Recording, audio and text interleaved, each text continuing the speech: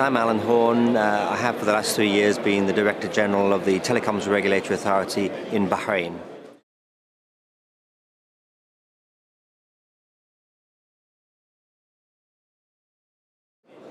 The regulator's job is a difficult one. We have to tread a very, very fine line between balancing the interests of the incumbent operator, the challengers, and of the consumer. And we often get very frustrated when the industry and the licensees say, back off regulator, we want light regulation, we want a light touch regulation. And fundamentally, how interventionist we have to be is very, very much dependent upon the response of the incumbent operator to the new entrants. Now, if they cooperate and collaborate with those new entrants, they work with a good reference offer, they sell and sweat the assets they have of the ducting, of the local loop, of the network, and really work and develop the wholesale market, then the regulator's work is made very easy. So really, the one thing is cooperation between the incumbent operator and the new entrants, which I would say co-opetition. It's a term which was coined in the early 90s in Europe. So it's the co-opetition between the different operators to build markets. And I'm absolutely convinced that with co-opetition, the market gets bigger, the consumers benefit, all operators benefit. They may get a lower percentage share, but they get a higher profit and a higher turnover.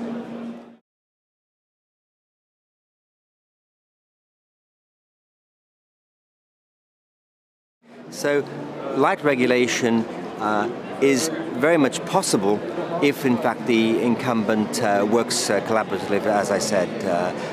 And what the regulator is doing is when there is a lack of cooperation, and that's frequently the case by operators, by incumbent operators, then the challenger, the new operator comes to the regulator to ask the regulator to step in. And then we often have to issue orders, have to issue new regulations as opposed to guidelines. And guidelines is what it should be about. And the operator, the regulator, working with the industry to build the industry as opposed to acting as a judge and a jury and issuing orders. That's not the business of the regulator.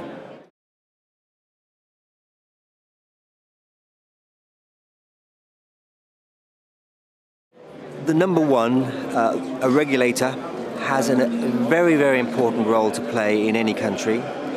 Every action it takes has a financial impact on the incumbent and on the new entrants. What is critically important is the regulator has to have the best team, experts, very capable people. And in order for it to be able to do that, it has to be able to pay commercial rates and pay for the best. So in any country, it has to have a law, that the law establishes the regulator as an independent body, independent from policy, independent from operation. So independence is critically important. It has to be able to collect its own fees from the operators. It has to be able to set its own remuneration policy in order to attract the best. And issue regulations, of course. And very importantly, issue meaningful fines on operators when they fail to meet their obligations. So these are some of the main things that any regulator should be able to do. But it's people one, people the second, and people the third. You have to have your best. Now in Bahrain we've reached 38 people. In other countries doing the same job, there are 300 people. So we believe it's quality, not quantity.